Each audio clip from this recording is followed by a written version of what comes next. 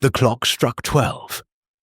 In Blackthorn Castle's sealed tower, Sir Reginald Blackthorn, 12th Laird, curse-bearer, sat alone, quill frozen above the word truth. Outside, Highland mist pressed against barred windows like a living shroud. A scream shattered the night, inhuman, blood-curdling. Servants shattered the bolted door. The laird slumped forward, dagger buried in his heart. Yet the blade had vanished. No weapon, no entry, no escape. Only crimson letters dripping on the corridor wall.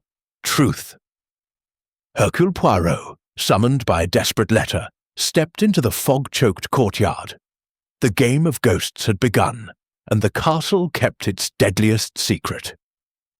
Chapter 1. The Invitation to Doom. Captain Arthur Hastings, OBE, late of His Majesty's Indian Army, and presently of no fixed occupation save the occasional companionship of my remarkable friend Hercule Poirot, had not laid eyes upon the little Belgian for the better part of 3 months when the curious letter arrived. It was the 3rd of October, 1933, and London lay under a pall of yellow fog that seemed to press upon the very window-panes of my modest flat in Half Moon Street. The postman's knock sounded muffled, as though the mist itself swallowed sound, and when I opened the door, he handed me a single envelope, sealed with black wax, and bearing an impression I could not at first decipher. A tower entwined with thorns. The paper was heavy, almost funereal, and the handwriting within slanted with the authority of a man accustomed to command. I read it twice before the import fully penetrated my brain. Blackthorn Castle, Inverness Shire, 28th September, 1933. My dear Monsieur Poirot, you will not remember me, but I have followed your exploits in the press with the keenest interest. I find myself in a position of singular peril, and require the services of the finest detective mind in Europe. The matter is delicate, urgent, and, dare I say it, supernatural in appearance, though I am not a man given to fancies. On the 12th day of the 12th month, at the 12th stroke of midnight, the 12th Laird of Blackthorn is fated to die. I am that Laird. The date is but 9 weeks distant. I enclose a cheque for £500 as retainer. Come at once. Bring your friend Captain Hastings if you wish.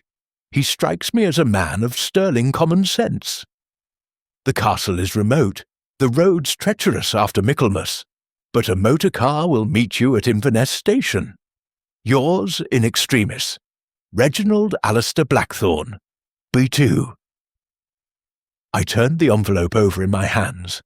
The cheque was genuine, Messrs. Coutts & Coates no less, and the crest now resolved itself into a stylized tower pierced by a dagger. Beneath it, in smaller letters, Veritas vincit, truth conquers. A curious motto for a family apparently in the grip of superstition. I lost no time in telephoning Poirot at his rooms in Faraway Street. His manservant George informed me that the master was indisposed with a slight chill, but would receive me at 4 o'clock. I arrived punctually, the letter clutched in my pocket like contraband. Poirot was ensconced in his patent armchair, a cashmere shawl about his shoulders despite the roaring fire, a cup of tisane steaming at his elbow. His moustaches, I noted with relief, were as magnificently waxed as ever. "Hastings, mon vieux," he cried, his green eyes twinkling. "You bring the air of mystery with you. I smell it. Yes, like the fog of your London, but spiced with something older. Sit, sit, George, another cup for the captain." I handed him the letter without ceremony. He read it slowly, his eyebrows ascending millimetre by millimetre, until they threatened to disappear into his hairline. "Eh bien," he murmured when he had finished. "A curse, a castle, a laird with a taste for melodrama. And £500, most generous. But observe, Hastings, the date. He writes on the 28th, yet the postmark is the 30th. 2 days lost. Why? Perhaps the remoteness of the place, I suggested. Perhaps. Poirot tapped the cheque against his teeth. Or perhaps Sir Reginald hesitated. Fear, mon ami, makes men procrastinate. And this motto, veritas vincit, truth conquers. Yet he writes of a curse. Curious contradiction, non? He sprang up with that sudden energy which always took me by surprise. We go, Hastings, at once. Pack for cold weather. Scotland in October is no joke. And bring your service revolver. One never knows. 2 days later found us rattling northward in the Highland Chieftain, the landscape sliding from the gentle hills of Perthshire into the savage grandeur of the Grampians. Poirot had spent the journey immersed in a slim volume entitled Scottish Witch Trials of the 17th Century, occasionally muttering to himself in French. I gazed out at the heather, purple even under the iron-grey sky, and tried to imagine the castle that awaited us. We changed at Inverness to a branch line that seemed to penetrate the very heart of desolation. The station-master, a grizzled veteran with a wooden leg, regarded us with dour suspicion. "Blackthorn, is it? You'll be met. Mind the mist. It comes down sudden-like, and the road to the castle's no place to be lost." A Rolls-Royce Phantom 2, its black coachwork gleaming like a hearse, waited on the gravel. The chauffeur, a taciturn giant in bottle-green livery, touched his cap but volunteered no conversation. We swept out of the town and into a landscape that grew increasingly wild. The road climbed in hairpin bends, flanked by dripping larches and stands of birch silver as ghosts. Now and then we passed a croft, its windows shuttered against the coming winter. At length the car breasted a rise, and there, half a mile distant across a bleak moor, stood Blackthorn Castle. It was everything the letter had promised and more. A fortress rather than a house, it rose in tiers of blackened stone from a spur of rock that fell sheer into a tarn the colour of tarnished pewter. The central keep was square and grim, flanked by round towers, whose battlements bristled like the teeth of some prehistoric beast. A curtain wall, breached in places, enclosed a courtyard where rooks wheeled and cawed. Even at this distance, I could see that many of the windows were blind, boarded up against the weather, or perhaps against something less tangible. The car crossed a causeway over the tarn. There was no drawbridge, but the portcullis stood open like a mouth, and passed beneath a gatehouse whose murder holes gaped blackly above us. We emerged into the courtyard, where a fountain carved in the shape of a screaming woman trickled dismally. The chauffeur opened the door with a flourish that seemed almost mocking. "Sir Reginald will receive you in the great hall," he growled, and led us up a flight of worn steps. The hall was a cavern of shadows. A fire struggled in a hearth large enough to roast an ox, but the heat barely penetrated the chill. Suits of armour stood sentinel along the walls, their visors closed as though they too feared what the castle contained. From the rafters hung tattered banners, the colours long since leached away by centuries of smoke. A minstrel's gallery ran around 3 sides, its balustrade carved with grotesque faces that leered down at us. Sir Reginald Blackthorn awaited us beside the fire. He was a tall man, but stooped as though the weight of his ancestry pressed upon his shoulders. His hair was iron-grey, his face a map of deep lines etched by worry rather than age. The eyes, however, were remarkable. Pale blue, almost colourless, and burning with a feverish intensity. "Monsieur Poirot," he said, extending a hand that trembled slightly, "you honour me. And Captain Hastings, your reputation as a man of action precedes you." Poirot bowed with exquisite courtesy. "Sir Reginald, we are at your service, though I confess the nature of that service remains opaque." The laird glanced over his shoulder, as though expecting eavesdroppers among the suits of armour. "Not here. The walls have ears, literally in some cases. Come to the library. We will be private there." He led us through a maze of corridors where our footsteps echoed hollowly. Tapestries depicting hunts and battles hung in tatters. Dust lay thick upon the flagstones. Once I thought I heard a whisper behind us, but when I turned there was nothing but darkness. The library was a smaller room, panelled in oak blackened by age. Books lined the walls from floor to ceiling, mostly in Latin or Greek from what I could see.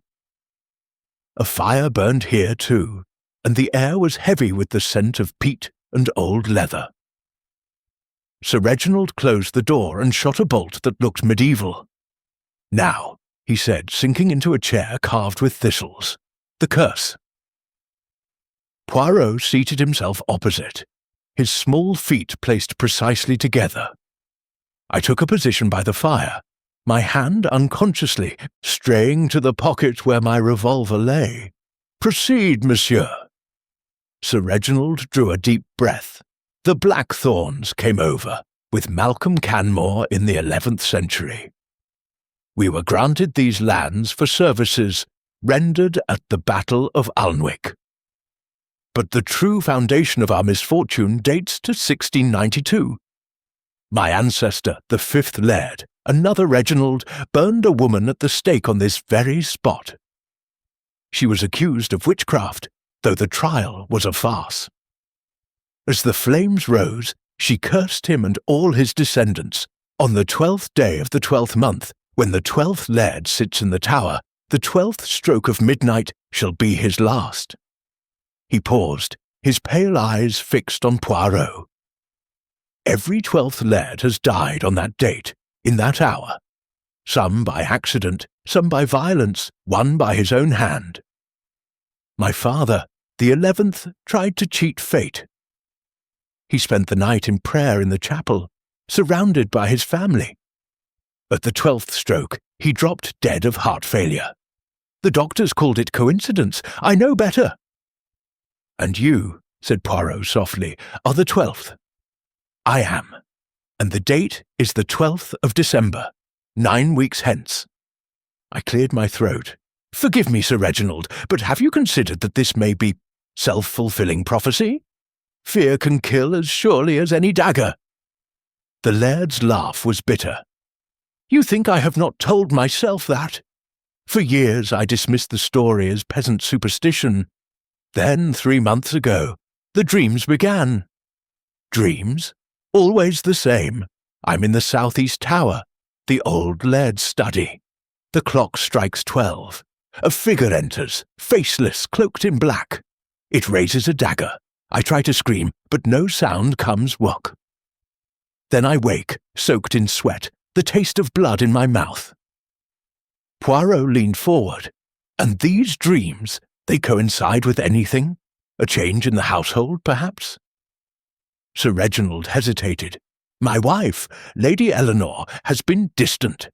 My nephew, Captain Fraser, presses me for money.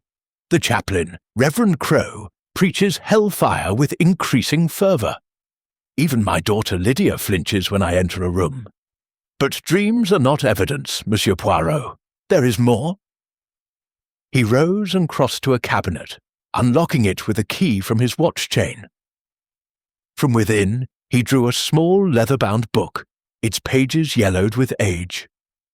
"The family journal," he said, "begun in 1692 by the laird who burned the witch. Each successor added his entry before the fatal night. Read the last." Poirot took the book with reverence. The final entry, in a spidery hand, was dated 12th of December, 1897. The hour approaches. I have barred the door, loaded my pistol. The witch's words ring in my ears.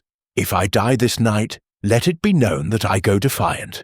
The truth is, the sentence ended abruptly, the pen having gouged a hole in the paper. Poirot closed the book gently.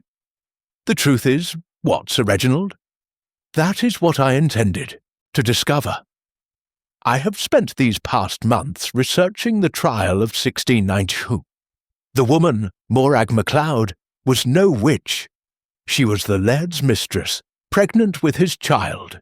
He burned her to hide his shame. The curse was her dying vengeance. And you plan to reveal this? On the 12th of December, in the Tower Study, at midnight.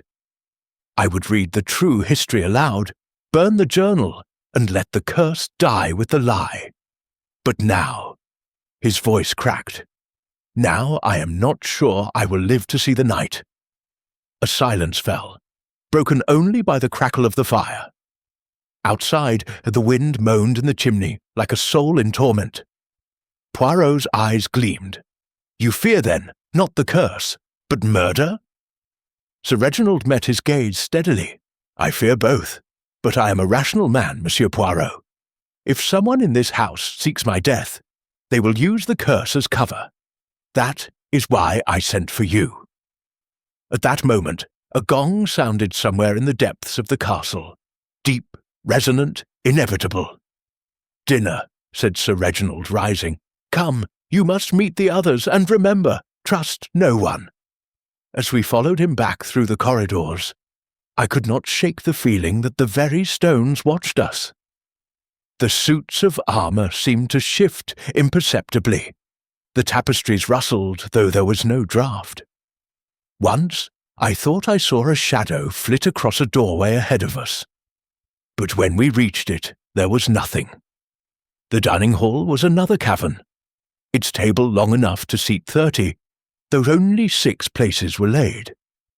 Candelabra flickered, casting pools of light that left the corners in darkness.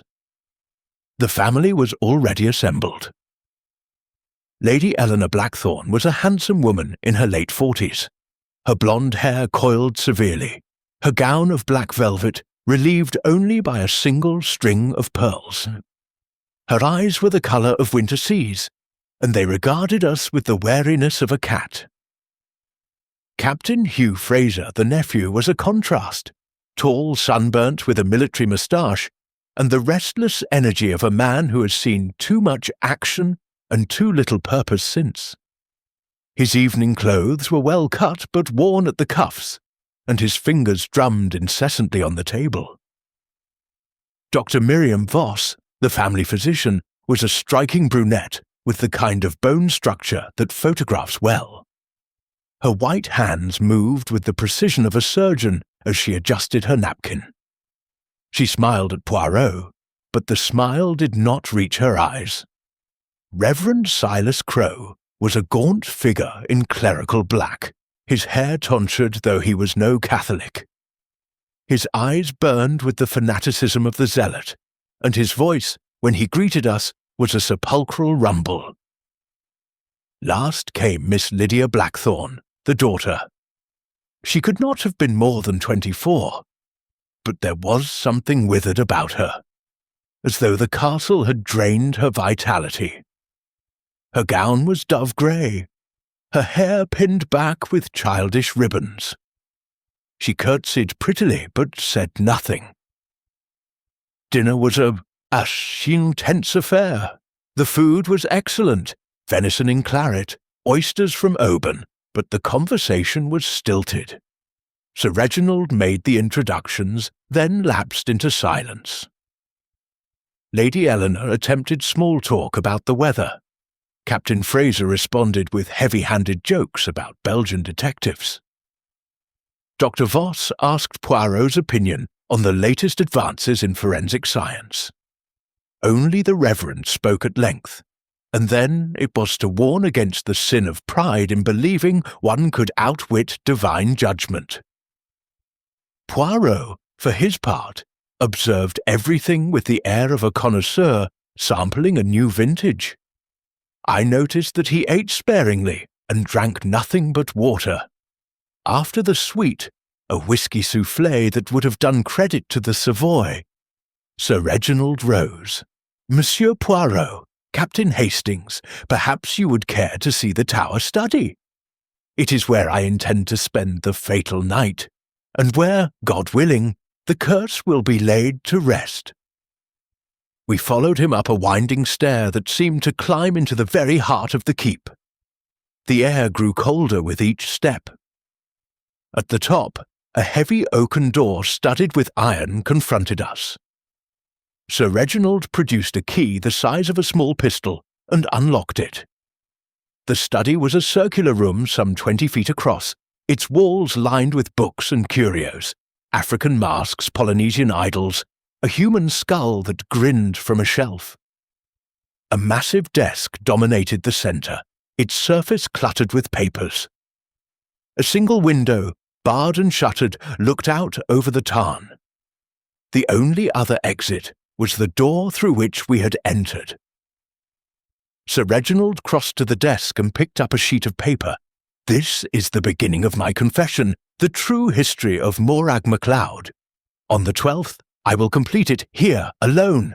The door will be bolted from within.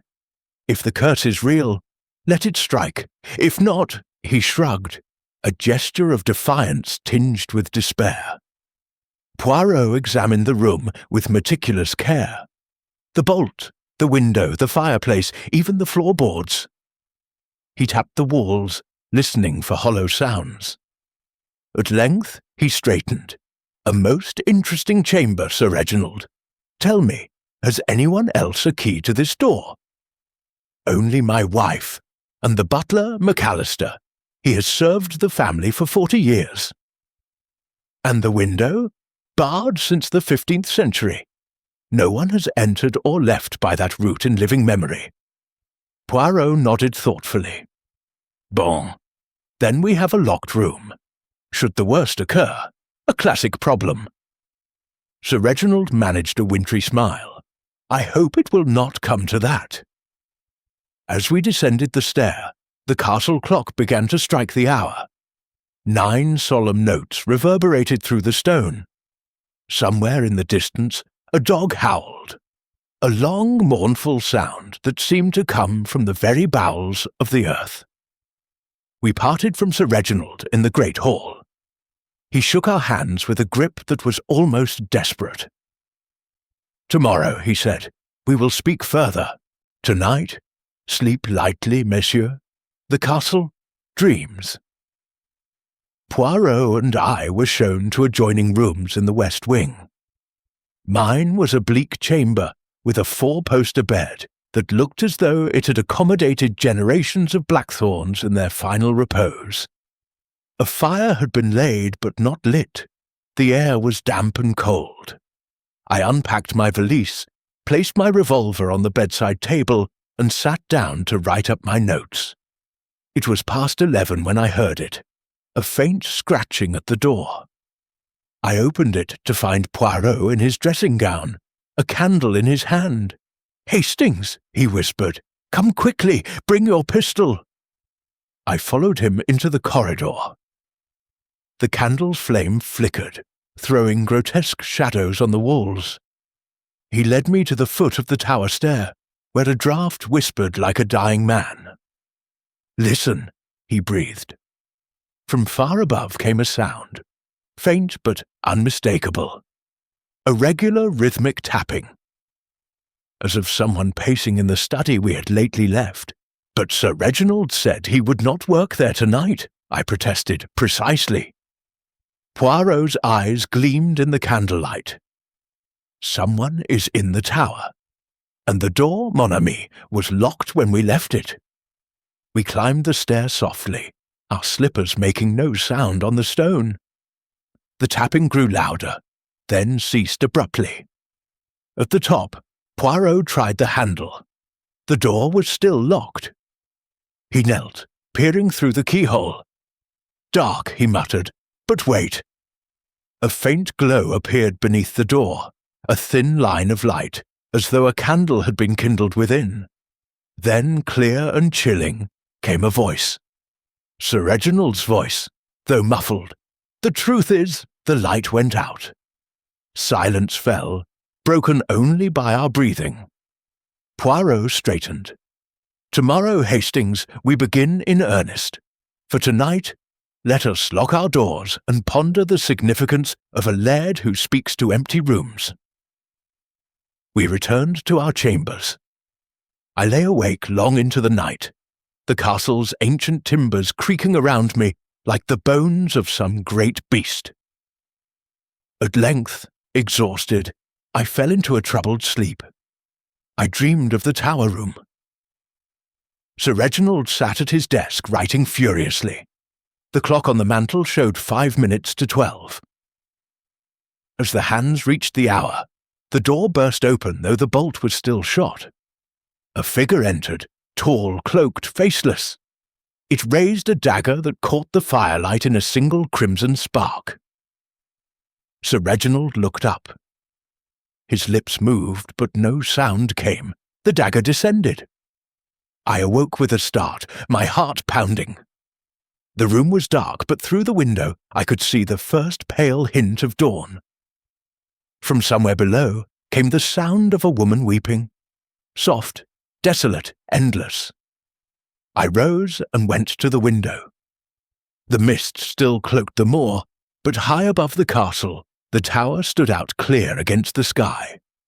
And there, in the barred window of the study, a light burned, steady, unwavering, impossible. Chapter 2. The Impossible Crime. The Scream. Tore through Blackthorn Castle at the stroke of midnight, sharp as a shard of glass flung into the silence. It was not human. No throat could produce such a sound, half shriek, half wail, pitched between agony and rage. It came from the southeast tower, the very room we had inspected mere hours before. I was already half out of bed, revolver in hand, when Poirot's door flew open. He stood in his silk dressing gown, hairnet askew, eyes blazing. "Vite, Hastings, the tower, now!" We raced along the corridor, the candle in Poirot's hand guttering wildly. Other doors opened. Captain Fraser in shirt-sleeves, a Webley clutched like a talisman, Lady Eleanor, marble pale in a velvet robe, Dr. Voss, spectacles glinting, Reverend Crowe clutching a silver crucifix as though it were a weapon. Miss Lydia was nowhere to be seen. The stair to the tower was a spiral of stone, treacherous in the dark. Our footsteps echoed like gunshots. At the top, the heavy door stood closed, bolted, as Sir Reginald had promised. Fraser hammered upon it with the butt of his pistol. "Uncle, open up, damn you!" No answer. Only the wind moaning through the arrow slits like a second voice. "Break it down," Poirot ordered, calm as ever. Fraser and I put our shoulders to the oak. It shuddered but held. On the third assault, the ancient bolt sheared with a metallic shriek, and we stumbled into the study. The scene that greeted us froze the blood in my veins. Sir Reginald Blackthorne lay slumped across his desk, face turned toward the door, eyes wide in a stare of ultimate astonishment. A dagger protruded from his chest, hilt deep, the blade buried to the guard. Blood had soaked his shirt, pooled on the blotter, dripped in slow, viscous drops to the flagstones. Yet the room was sealed. Door bolted from within, window barred and shuttered, chimney too narrow for a cat. No weapon lay discarded. The dagger itself seemed to have vanished into the wound. "Mon Dieu," Poirot breathed. "L'impossible, c'est arrivé." Fraser checked the pulse, then shook his head. Dead, stone cold. Must have been instant. Lady Eleanor gave a single choked cry and swayed. Dr. Voss caught her, guiding her to a chair. The Reverend began to pray in a low, frantic monotone. I noticed Miss Lydia had appeared in the doorway, white as parchment, her hands pressed to her mouth. Poirot moved with the precision of a surgeon. He examined the bolt, intact until our forcible entry. The window, iron bars set in stone, undisturbed. The desk, papers scattered, the half-written confession we had seen earlier now completed in a frantic scrawl. The truth is that Morag MacLeod was no witch. She was. The sentence ended in a blot of ink. The pen snapped in two. "Curious," Poirot murmured. "He writes of truth, yet dies before revealing it. And the dagger, où est la dague?" He knelt, peering beneath the desk, the chair, even lifting the rug. Nothing. Captain Fraser's voice cracked. "Ghosts don't need weapons, do they? The curse—" "Silence!" Poirot snapped, a whip crack in the stillness. "We deal with facts, not fancies. Hastings, the window. Open the shutter." I wrestled with the iron latch. Outside, the mist pressed against the bars like a living thing, but the drop to the tarn was sheer, 50 feet of slick rock. No ledge, no rope, no trace of human passage. Dr. Voss approached the body, professional instinct overriding shock.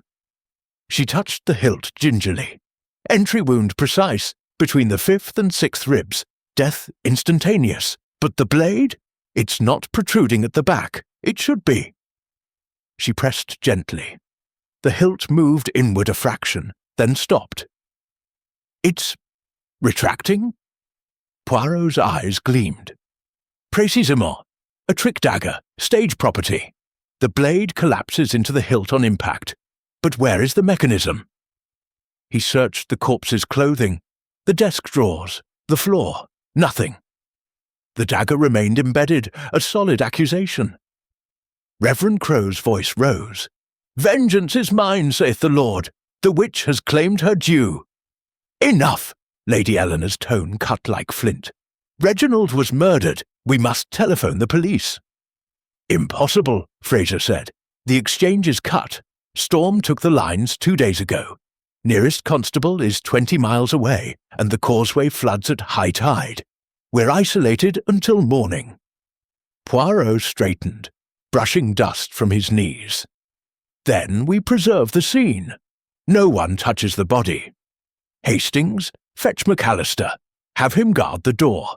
The rest of you, return to your rooms. Lock your doors." As we descended, a new sound echoed through the castle. A low, rhythmic moaning, rising and falling like surf on a distant shore. It seemed to come from the very walls. "Pipes," Fraser muttered. "Old heating system. Plays up in the damp." But Miss Lydia whimpered. "It's her! Morag, she's walking." Poirot said nothing, but his silence was eloquent.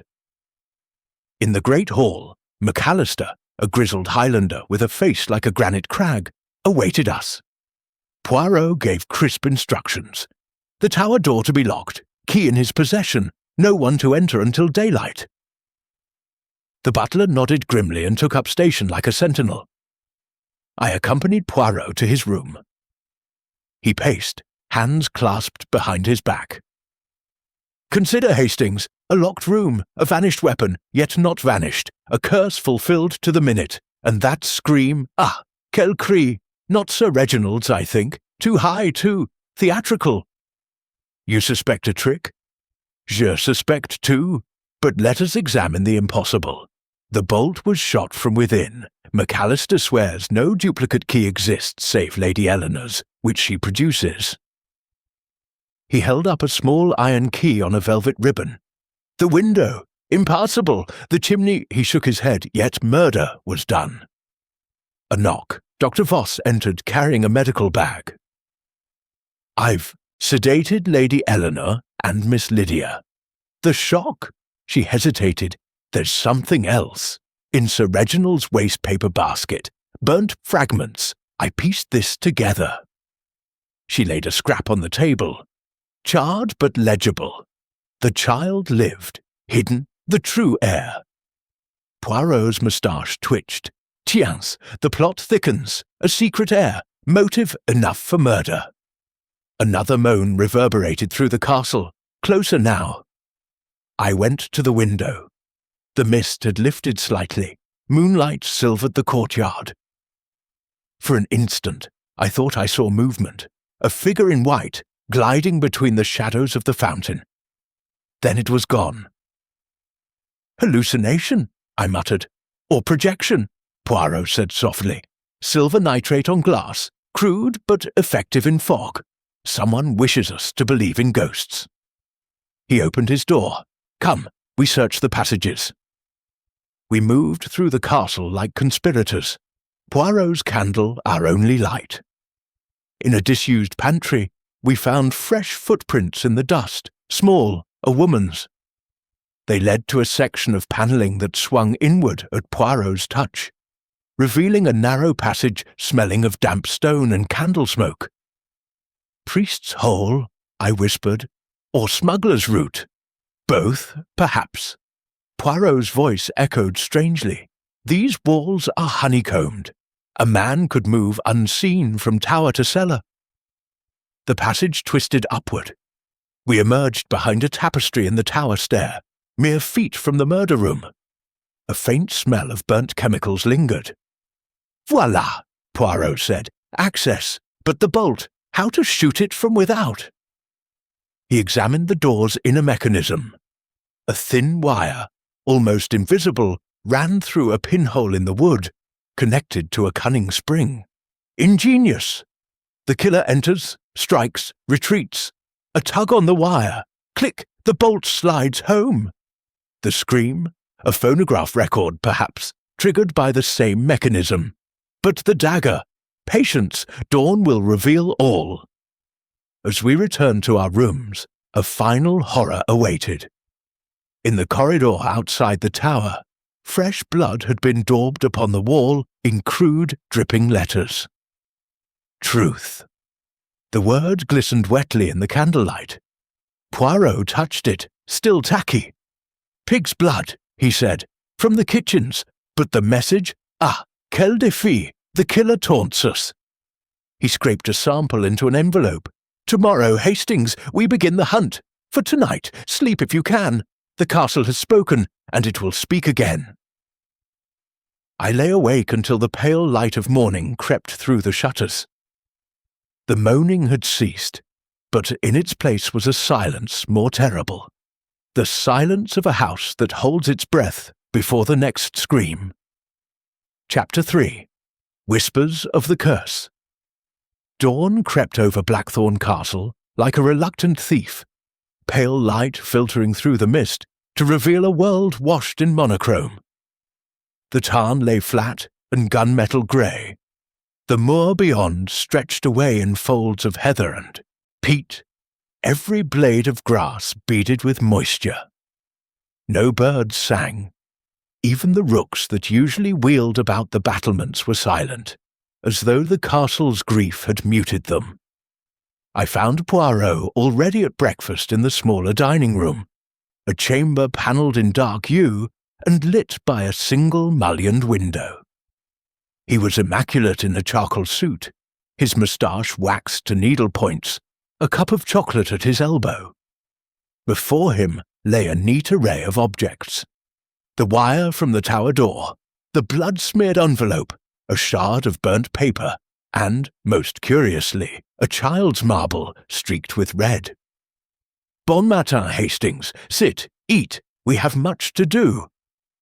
McAllister had laid a repast of porridge, kippers, and strong tea, but my appetite had fled.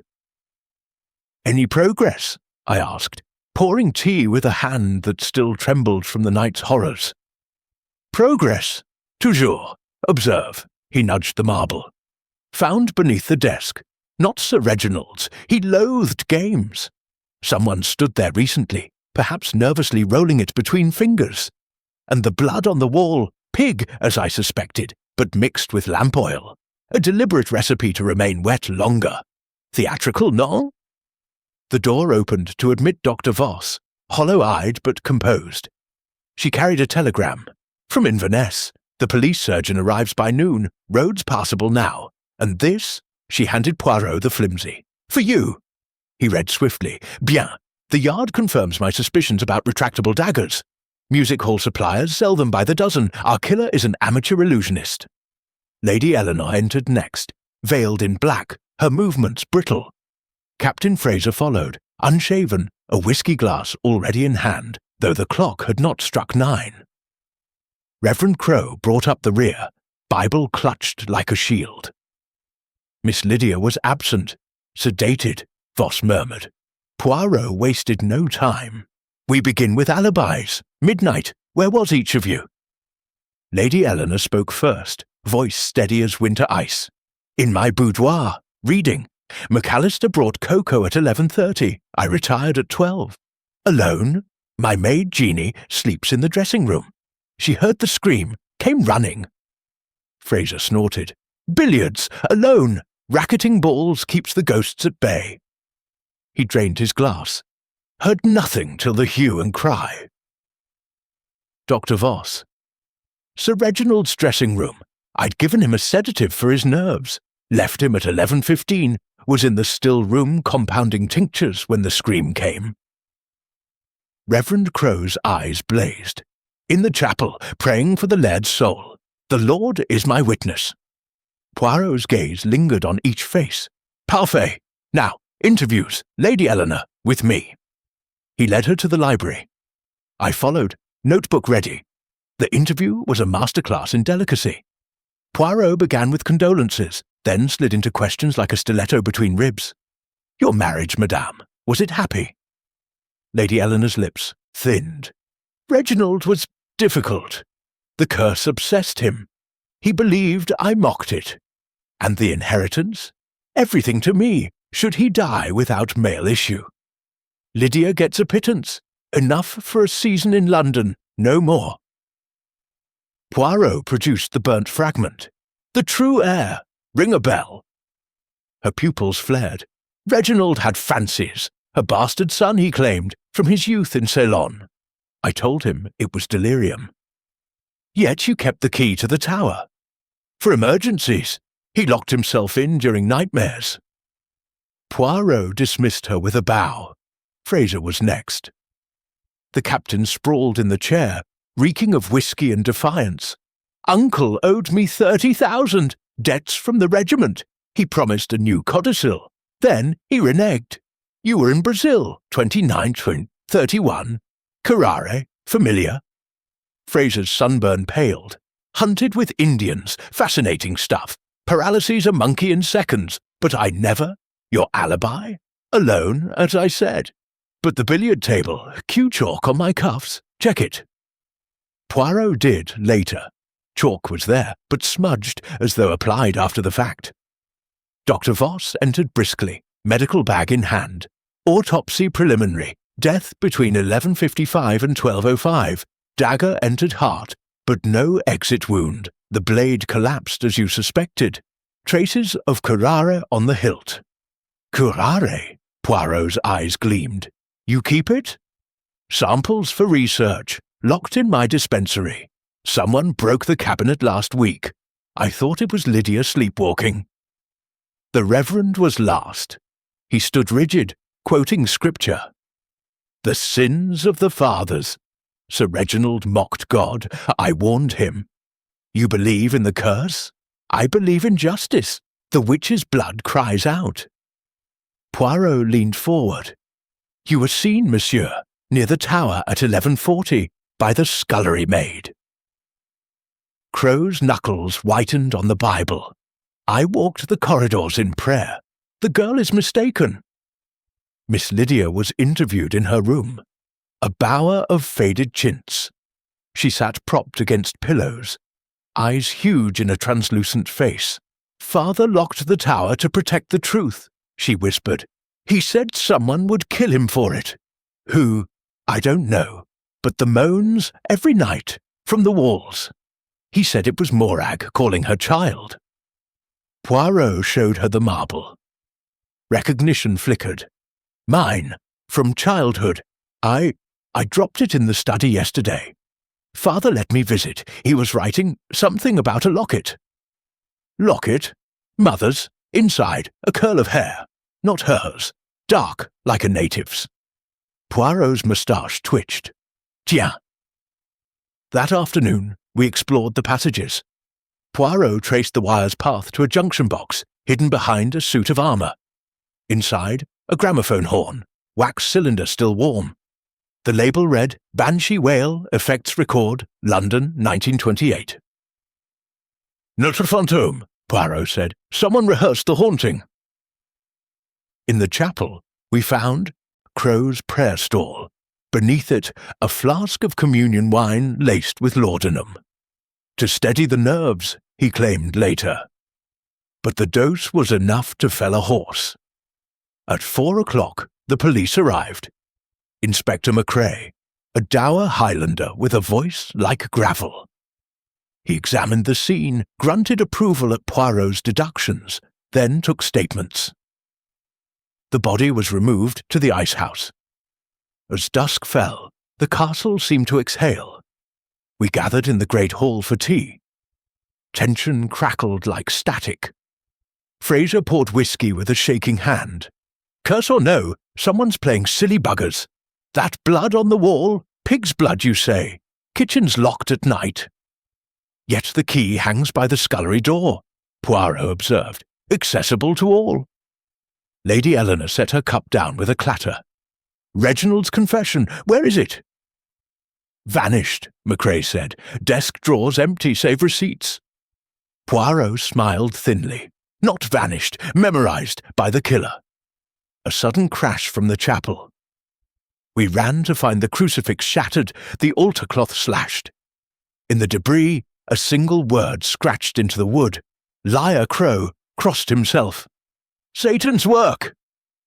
Poirot knelt, examining the cuts, left-handed and fresh. Fraser drew his revolver. By God, I'll shoot the bastard myself. Patience, Poirot murmured. The ghost screams on cue, because someone winds the clock. That night, I stood watch with McCrae. At 11:47 the moaning began, low, rhythmic from the east wall. We traced it to a disused flue. Inside, another horn, another cylinder, but this time a tripwire, set to trigger at the 12th stroke. Poirot arrived, lantern in hand. Précisément. The performance was timed to the minute, but tonight the actor is late. As the clock struck 12, silence fell. Then, from the tower, a single blood-curdling scream. Human this time. Lydia's. We raced upward. Her door was locked. Fraser smashed it. She lay on the floor, eyes rolled back, a dagger at her throat, the twin of Sir Reginald's. But the blade was collapsed, harmless. On her pillow, in the same dripping pigment, truth or death. Poirot's face was grim. The game escalates. Tomorrow we set a trap. As we carried Lydia to safety, the castle clock told 1. Somewhere in the dark, a laugh echoed, low, triumphant, utterly sane. Chapter 4. The poisoned chalice morning arrived at Blackthorn Castle with the sullen reluctance of a prisoner dragged to the gallows. A hard frost silvered the battlements. The tarn had iced at the edges, and the mist hung low, turning every tower into a phantom ship adrift on a grey sea. Inspector McCrae had posted constables at every outer door. But the castle itself seemed to mock their vigilance. Stone corridors breathing cold, portraits glaring down with painted eyes that followed movement. Poirot gathered us in the library at 10 sharp. A coal fire crackled, yet the room felt refrigerated. The table lay the previous night's evidence. The twin retractable daggers, one from Lydia's throat, one still embedded in Sir Reginald's heart, now removed by the police surgeon. The wax cylinders, the tripwire, a child's marble, the blood-smeared envelope. McCrae stood by the window, arms folded, his Highland stoicism barely masking unease. Mesdames, messieurs, Poirot began, voice crisp as frost. We confront a murderer who drapes himself in superstition. The curse is a costume, clever, theatrical, but cloth all are the same. Let us strip it away. He lifted the daggers. Music hall props, purchased in Soho last spring. The blades collapse on impact, coated with curare. Paralysis in seconds, death in minutes. The killer needed no strength, only precision. Dr. Voss nodded. Curare confirmed. My dispensary was rifled 3 nights ago. I blamed Lydia's sleepwalking, but the lock was picked. Professionally. Captain Fraser's knuckles whitened on his glass. So we're looking for a bloody conjurer. Précisément. one who knows the castle's veins. Poirot tapped the passage map he had sketched overnight. These tunnels link every room. The killer moves unseen, strikes, retreats. The scream, the moans, the blood-writing, tous des effets spéciaux. Lady Eleanor's voice cut like a shard of ice. Then explain the confession. Reginald's true history, gone. Someone feared exposure. Poirot produced a folded sheet from his waistcoat. Not gone. Carbon paper beneath the blotter. Sir Reginald pressed hard. He unfolded it. The truth is that Morag MacLeod bore a son. Hidden in Ceylon, 1891. The child lived, the locket proves it. The true heir is... The sentence ended in a jagged tear. Mon Dieu, Fraser breathed. A bastard heir. That changes everything. Oui, motive enough for murder. Poirot's gaze swept the room. Lady Eleanor, inheritance diverted. Captain Fraser, your debts erased if you were the secret son. Dr. Voss, perhaps Sir Reginald promised marriage. Reverend Crowe, guardianship of a tainted soul. Miss Lydia, freedom from a father who locked her away. Lydia, pale but composed, lifted her chin. Father said the locket was in the tower safe. He showed me yesterday. Dark curl, Ceylon postmark. Macrae grunted. Safe was empty. Combination known only to the laird and his wife. Lady Eleanor's eyes flashed. I never touched it. Poirot turned to the daggers. Observe the hilts, engraved. M&S, London, a specialist firm. I telephoned them at dawn. Sold a pair in March to a Reverend S. Crowe. Collecting for a mission play. Crowe's face drained to parchment. Lies! I ordered scenery, not weapons. Yet the invoice bears your signature. Poirot slid a carbon across the table. Crowe's spidery scrawl was unmistakable. The Reverend's lips moved soundlessly. Then, lead us not into temptation. I purchased them for a passion play. The dagger of Longinus. They were stolen from the vestry. Convenient, Macrae growled. Poirot raised a hand. Patience. We have means, motive, opportunity. But alibis crumble like shortbread. He produced a pocket watch. The tower clock runs 3 minutes fast, verified by the kitchen clock, the hall clock, my own. Sir Reginald died at 11:57, not midnight. The scream was triggered early to mask the true timing. Fraser swore. Then every alibi shifts. Exactament. Lady Eleanor's cocoa, 11:30. Dr. Voss left the laird at 11:15. Reverend Crowe's chapel vigil, unwitnessed after 11:40. Captain Fraser's billiards, cue chalk smudged as though applied post-midnight. Silence fell, thick as the frost outside. Poirot continued. The curare dart found in the desk, unused, a backup plan. The killer preferred the dagger's drama. But why the blood writing? Truth, a taunt, or a plea? He turned to Lydia. The locket, describe it. Gold, oval. Inside, a curl wrapped in rice paper. Inscription, to my son, R.A.B., 1891. Father said the initials were reversed. Blackthorn Alistair Reginald, but the child was named for his mother's line. Macrae's eyebrows rose. A Ceylon connection. Captain Fraser, your regiment served there. Fraser slammed the table. I was 12 in 91.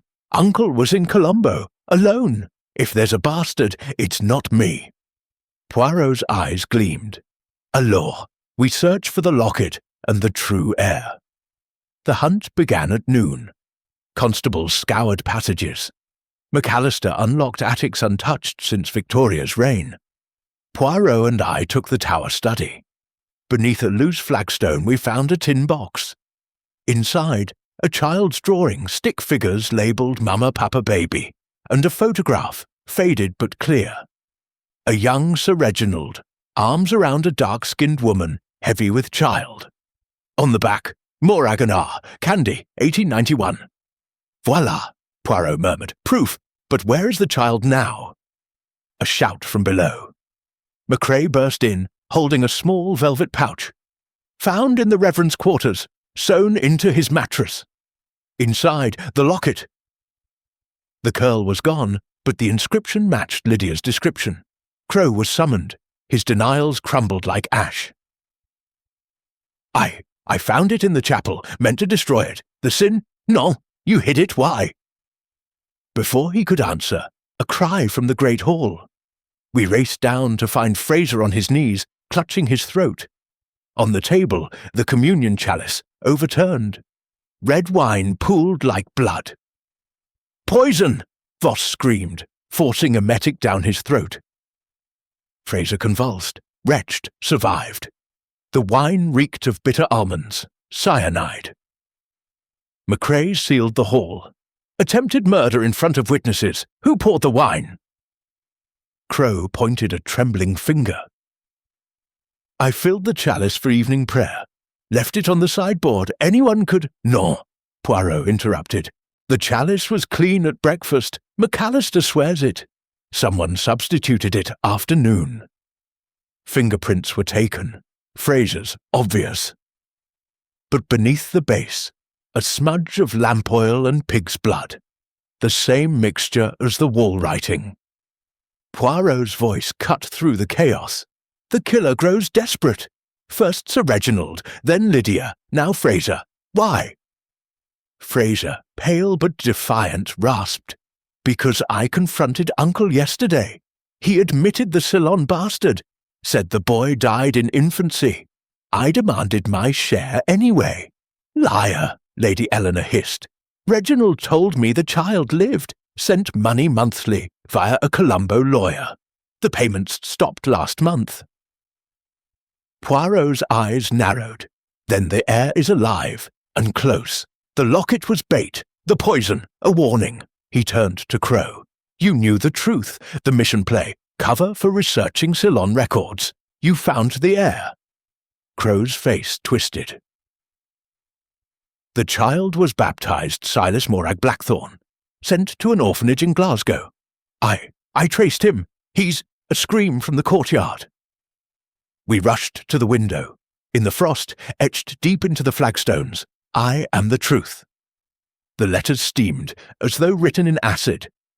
McCrae barked orders, constables fanned out. Poirot stood motionless, gazing at the words. Hastings, he said softly, the killer is among us, and the heir is the killer. The 12th laird was never Sir Reginald. The curse was a smokescreen for fratricide. Thunder rolled overhead, though the sky was clear. The castle clock struck 3. Somewhere in the passages, a gramophone began to play. The banshee wail, louder, closer, ending in a laugh that chilled the marrow. Poirot whirled. The trap is sprung! To the chapel, now! We ran. The chapel door stood ajar. Inside, the altar cloth burned with Greek fire, blue flames licking the slashed fabric. On the altar, the missing curl, pinned by the retractable dagger. Blood dripped from the blade, fresh, human. And on the wall, in the same dripping pigment, the heir dies at midnight. The game had become a hunt, and we were the prey. Chapter 5. The False Prophet. The chapel reeked of burning cloth and something sharper, ozone, as though lightning had struck indoors. The Greek fire licked the altar in unnatural blue tongues, defying the water McCrae's constables hurled from the font. Poirot stood motionless amid the chaos, eyes fixed on the dagger pinning the dark curl. Blood still dripped from its tip, each drop hissing where it met the flame. "Do not touch it," he commanded. "C'est la preuve." McCrae barked orders. Constables formed a cordon. Lady Eleanor swayed, supported by Dr. Voss. Fraser, still pale from the cyanide, clutched his Webley like a lifeline. Reverend Crow knelt before the altar, muttering Latin in a cracked voice. Lydia alone seemed transfixed, staring at the curl as though it were a living thing. Poirot knelt, examining the floor. Footprints, small, narrow, a woman's or a slight man's. He followed them to a side door that opened onto the cloister. The prince vanished into frost. "The air moves swiftly," he murmured, "and boldly." Back in the library, the evidence table had grown. The burning cloth, wool soaked in phosphorus, the curl, human hair dyed with henna, the dagger, third in the set, blade extended this time. Poirot arranged them like a hand of cards. "Observe the escalation," he said. "First, murder in a locked room. Second, assault on Lydia. Third, poison for Fraser. Fourth, desecration and threat. The killer wishes us to believe in a vengeful ghost, yet every act is human, calculated." Macrae slammed a fist on the table. "Then why the devilry? To terrify, to divide, to mask the true motive, inheritance." Poirot tapped the locket photograph. Sir Reginald Ceylon's son, Silas Morag Blackthorne, baptized 1891, sent to Glasgow. Reverend Crowe traced him, but where is he now? Crowe's head jerked up. I sent letters, no reply. The boy vanished in 1905, presumed drowned in the Clyde." "Presumed," Poirot echoed. "A convenient presumption, like the curse itself." He produced a telegram freshly arrived. "From Glasgow Registry.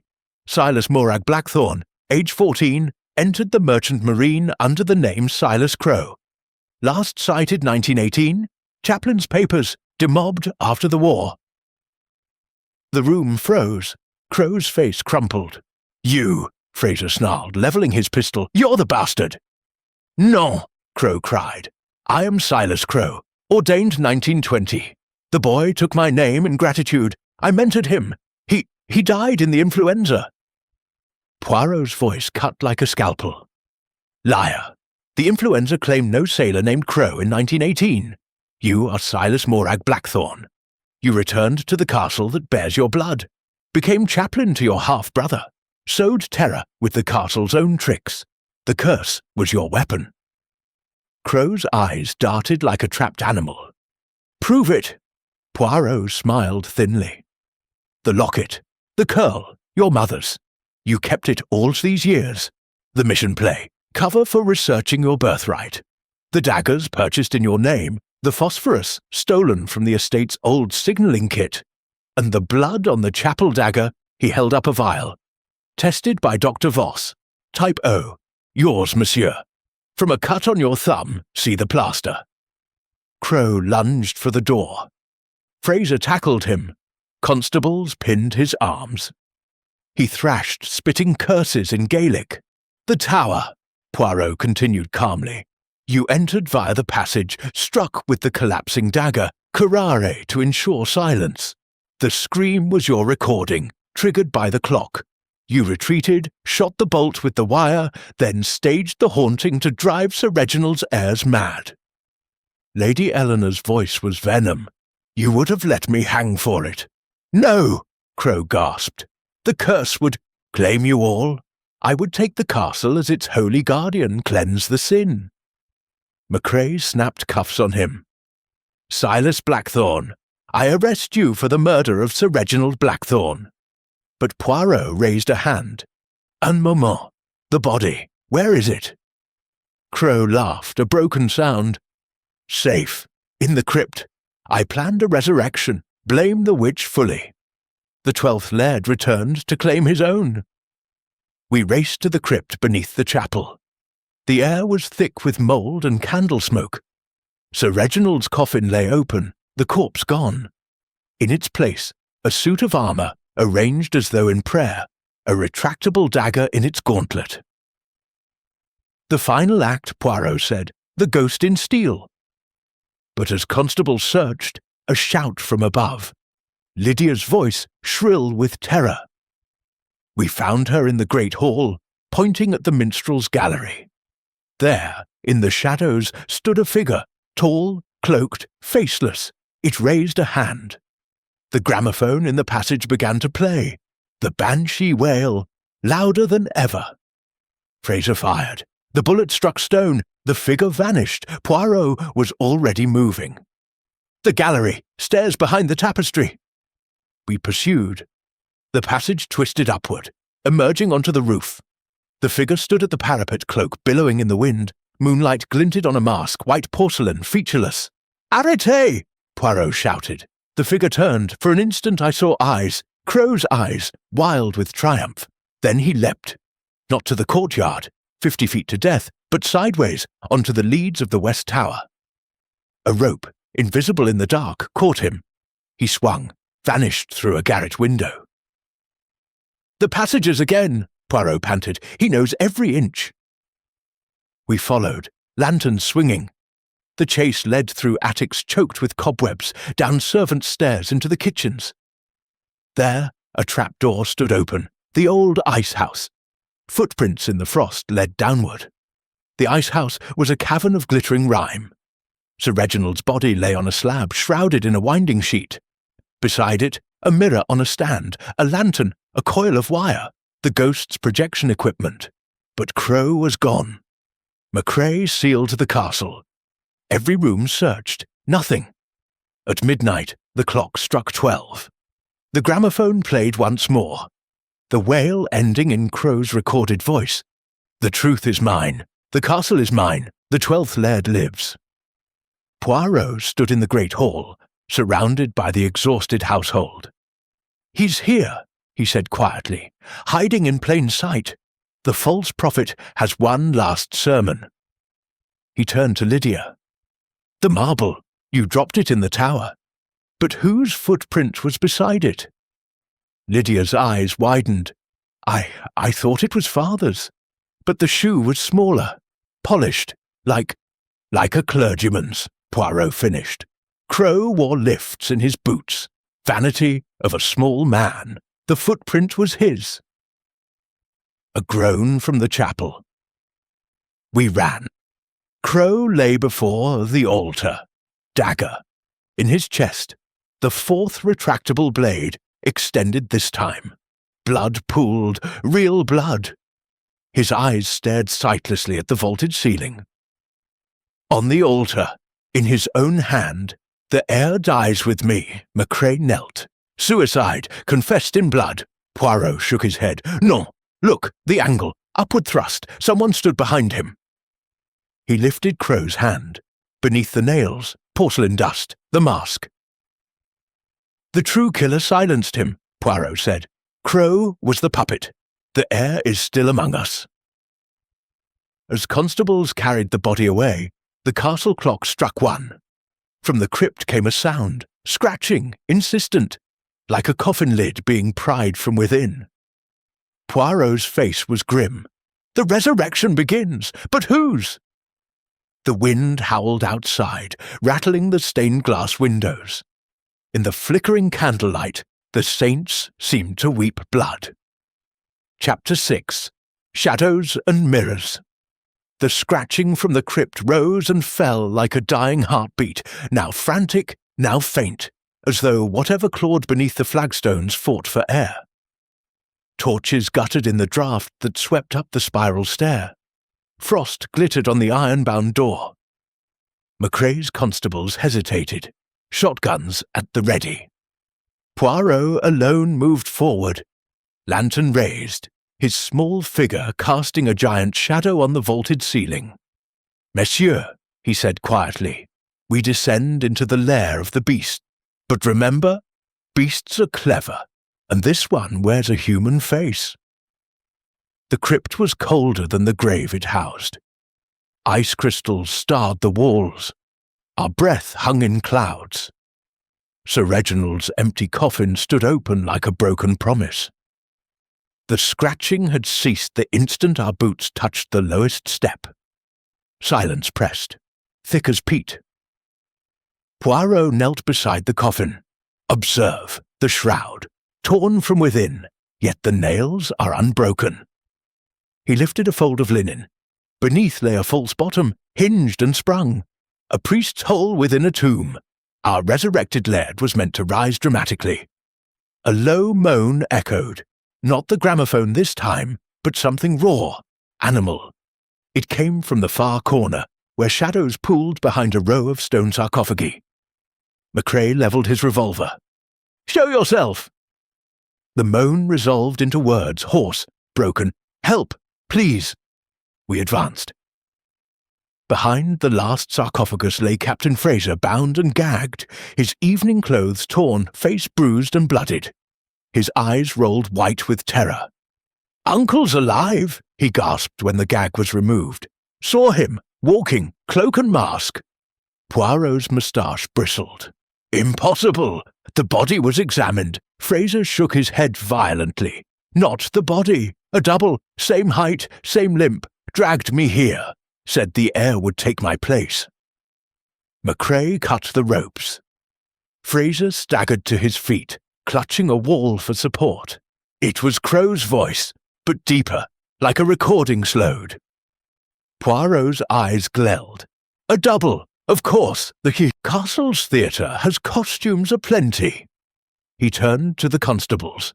"Search the laundry, find the cloak, the mask." While they obeyed, Poirot examined the sarcophagus. Inside, a portable gramophone, its horn muffled with sacking, a bottle of chloroform, a syringe of curare, and, tucked beneath, a child's locket, the twin of the one found in Crow's mattress. This one held a photograph. A boy of 10, dark-eyed, solemn, on the back, in faded ink, Silas Morag, 1901, my true son. "The heir," Poirot murmured, "not Crow. Crow was the guardian of the secret, and the scapegoat." Upstairs, the search yielded gold. In the old laundry, behind a copper boiler, hung the cloak, black velvet, lined with crimson silk. The porcelain mask lay shattered on the floor, its inner surface stained with spirit gum. Footprints in coal dust led to a dumb waiter that opened into the West Tower. "The ghost's dressing room," Macrae growled.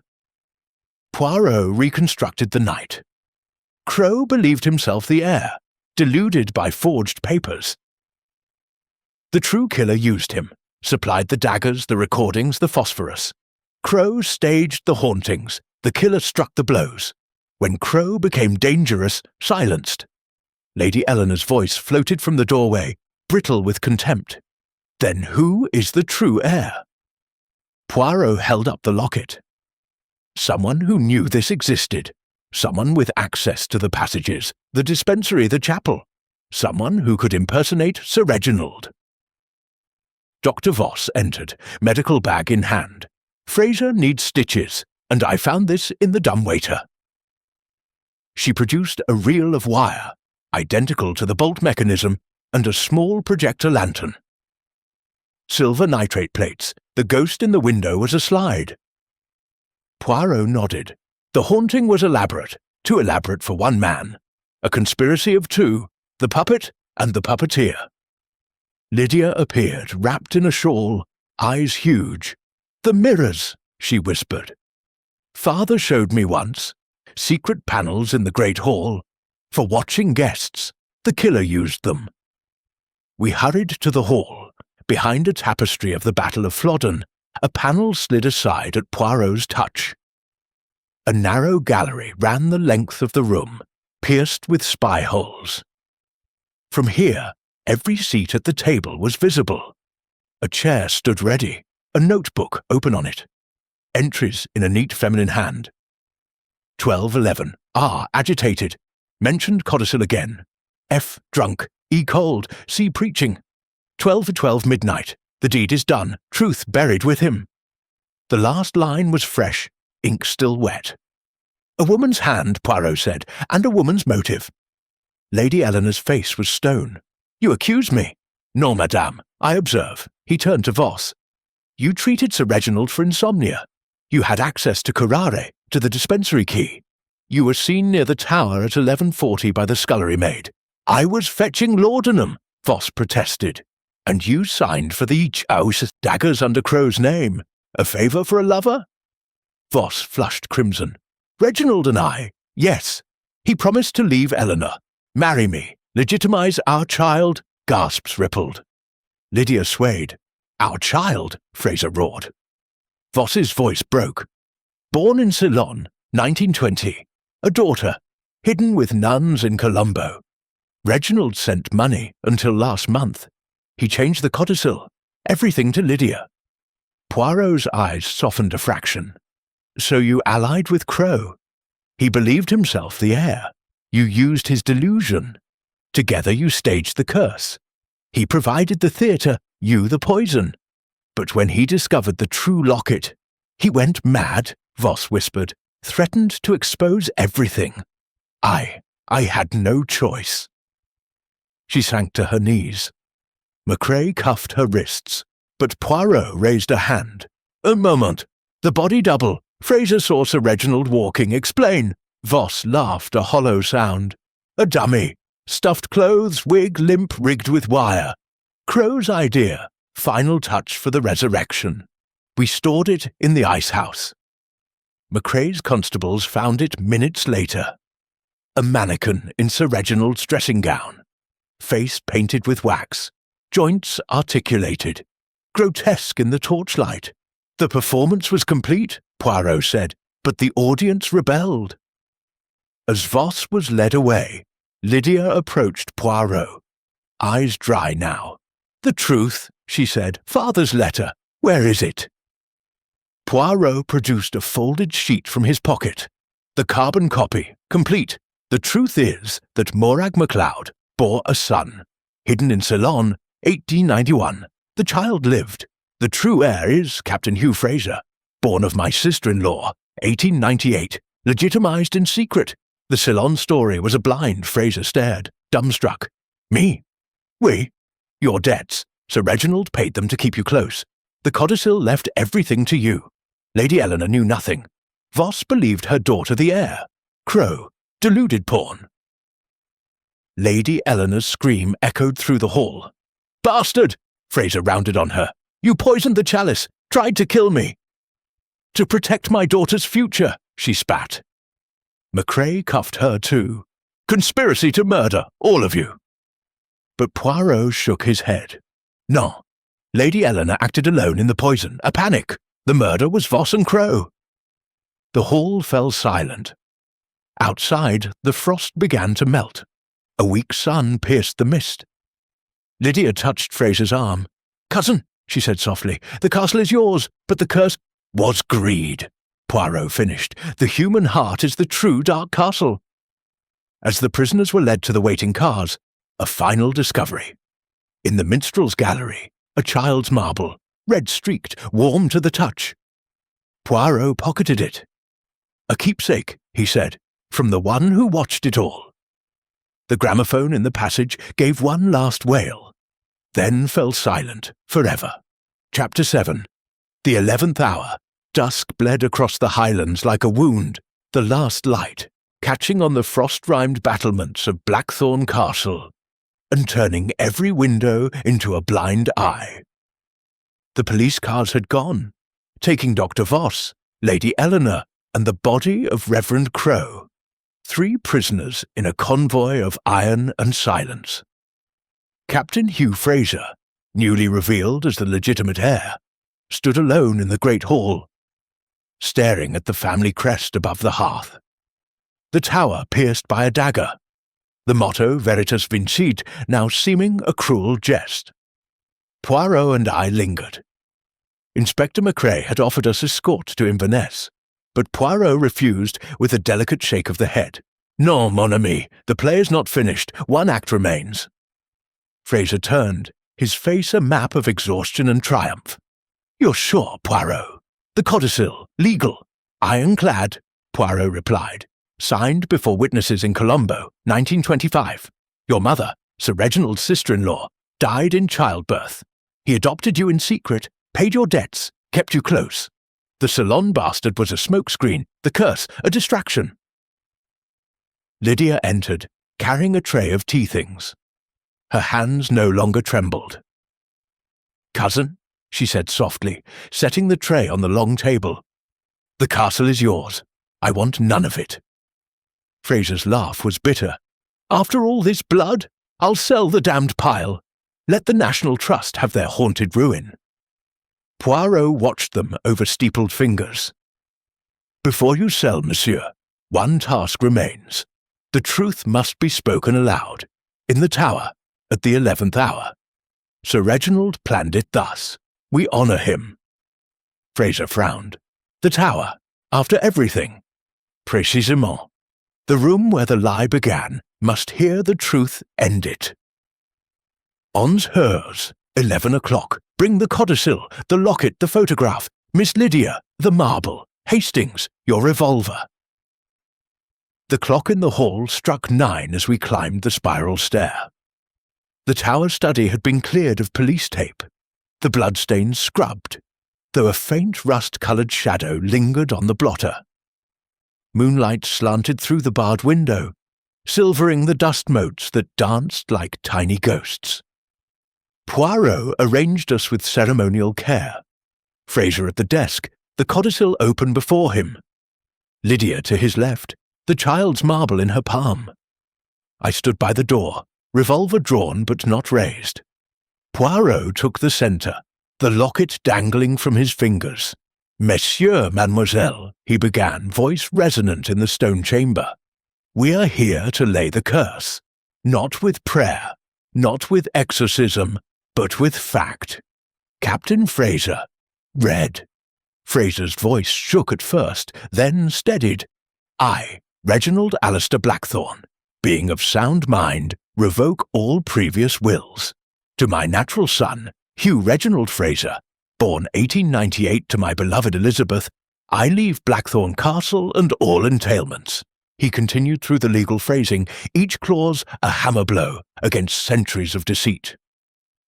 When he reached the final line, let the truth conquer the lie, his voice cracked.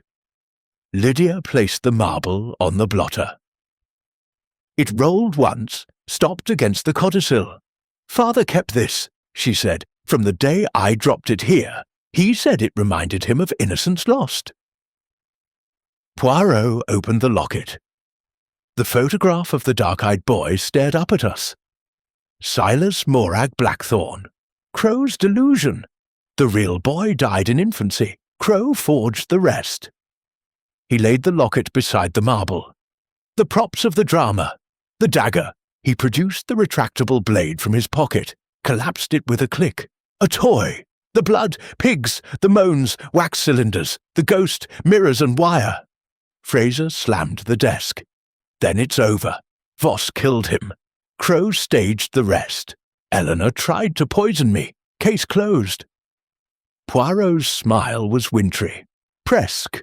One thread dangles. He turned to the window. The 11th hour approaches. Sir Reginald planned to read his confession at midnight. We do it at 11, defying the curse. The clock on the mantel, stopped at 12 hours since the murder, suddenly whirred. Its hands spun backward, settling at 10:59. A chill swept the room. The mechanism, I muttered. Crow's timing device. Non, Poirot said sharply. Crow is dead. Someone winds the clock still. The hands ticked to 11 dash. The bolt shot home with a metallic clang. The door was locked from the inside. Fraser lunged for it. We're trapped. Poirot remained calm. Observe, the wire still in place. He traced the near-invisible filament through the pinhole. But the hand that pulls it is in this room. Lydia's eyes widened. The passages, sealed by Macrae, Poirot countered. Every panel, every trap, we are alone. The temperature plummeted. Frost feathered the window panes. The fire in the grate guttered, then died. A whisper filled the room, not the gramophone, but a voice, Sir Reginald's voice, faint as wind through reeds. The truth is... Fraser's face drained of colour. God's teeth! Poirot whirled, eyes blazing. Enough! He seized the marble, held it to the moonlight. The red streaks caught the beam, throwing a crimson lattice across the ceiling. The final illusion. Hastings, your revolver. Shoot the mirror. I hesitated. The mirror above the mantel, ornate, gilt-framed, reflected the room perfectly. But in the glass, Sir Reginald stood behind Fraser, dagger raised. I fired. The mirror shattered in a cascade of silver. Behind it, a niche, and within, a small clockwork projector, its lens still warm. The ghost was a reflection of a reflection. Sir Reginald's image painted on glass, backlit by a hidden lantern. The bolt clicked open. The door swung inward. McAllister stood there, lantern in hand, face ashen. "Sir, I heard the shot." Poirot waved him in. "The last actor. You, mon ami, maintained the mechanisms after Crow's death. Why?" The butler's shoulders sagged. "Miss Lydia asked me. Said it would lay the curse proper-like. A final performance for the new laird." Lydia met Poirot's gaze steadily. "I wanted Hugh to hear father's voice one last time. The recording was in the projector. Crow's voice, slowed to mimic him. I wound the clock, the bolt wire. I pulled it from the passage, then opened the door." Fraser stared at her, torn between fury and awe. "You little—" "I loved him," Lydia said simply. "Despite everything, the curse was his prison. I set him free." Poirot pocketed the projector's glass slide. The 11th hour. The curse defied, the truth spoken. The clock struck 11:11. Outside, the frost began to melt. A weak moon silvered the tarn. The castle exhaled, as though a century of held breath escaped. Fraser poured whiskey with a steady hand. "To truth," he toasted. Lydia raised her teacup. "And to freedom," Poirot bowed. "The play is ended, the curtain falls." As we descended the stair, the suits of armour no longer seemed to watch. The tapestries hung limp, their battles faded to grey. Blackthorn Castle was merely stone, old, cold, but no longer haunted. At the gate, Fraser shook Poirot's hand. "Stay the night. The guest rooms are yours." Poirot smiled. "Merci, mais non. The Highland chieftain leaves at dawn. Hastings and I have a reservation in Inverness, and a date with a hot bath." Lydia embraced me impulsively. "Thank you, Captain, for seeing us as people, not ghosts." In the motor car, as the castle dwindled behind us, Poirot lit a cigarette, the match flaring briefly in the dark. "A satisfactory conclusion, no?" I nodded, though I still don't understand the marble. "A symbol," he said, "the child's game that began the lie. Morag's son, the hidden heir. Lydia kept it to remember innocence. The killer used it to taunt. In the end, it rolled true." The train awaited, steam pluming into the night. As we boarded, the castle's tower caught the moonlight one last time. A dark finger against the stars, but no longer accusing. The curse was broken. The truth had conquered. Chapter 8. The Mask Falls. The Highland night pressed against the windows of Blackthorn Castle like black water, thick and starless. The clock in the great hall had just tolled 11:30 when Poirot halted on the landing, one gloved hand raised. The motor car idled below, its headlamps cutting twin tunnels through the mist, yet Poirot's eyes were fixed on the tower stair spiralling upward into darkness. "Un moment, Hastings," he murmured. "The 11th hour was a rehearsal. The true midnight approaches." Fraser's voice echoed from the hall. "Poirot, the train—" "Will wait," the detective replied. "The curtain has not fallen. One actor remains off stage." Lydia appeared at the foot of the stairs, shawl clutched tight. "You're leaving?" "Non, mademoiselle. We return to the scene. Of the crime. The tower. Tous." He gestured imperiously. "Captain Fraser, Miss Lydia, McAllister, vite." The study felt smaller under the weight of midnight, the air brittle with cold. The broken mirror had been swept away. Only a darker rectangle on the wall marked its absence. The desk stood bare, save for the codicil, the locket, the marble. Poirot placed his small travelling clock precisely at the centre, its hands crawling toward 12. "We wait," he said. "The killer returns to the stage for the final bow." Fraser checked his Webley. "Voss and Crow are in cells. Eleanor, too. Who the devil? The clock on the mantel whirred. its hands frozen since the murder, jerked to 11:58. A low humming rose from the walls, the same pitch as the banshee wail, but slower, almost human. The temperature plunged, our breath plumed white. Lydia whispered, "The gramophone! Destroyed!" Poirot countered. "This is live." The humming resolved into words. Sir Reginald's voice, distorted, metallic. "The truth is not yours?" Fraser spun, revolver raised. "Show yourself!" The barred window rattled, though no wind stirred outside. Frost spiderwebbed across the glass. The marble on the desk rolled, once, twice, then stopped against the locket. The locket snapped open. Inside, the photograph of the dark-eyed boy was gone. In its place, a fresh curl of hair, blonde, Lydia's shade. Lydia gasped, "That's mine! Cut last night!" Poirot's eyes blazed.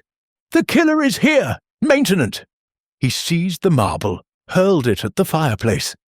It struck the stone with a crack, and the hearth swung inward on hidden hinges, revealing a narrow passage lit by a single candle. A figure stepped out. McAllister. But not the stooped, grey-haired butler we knew.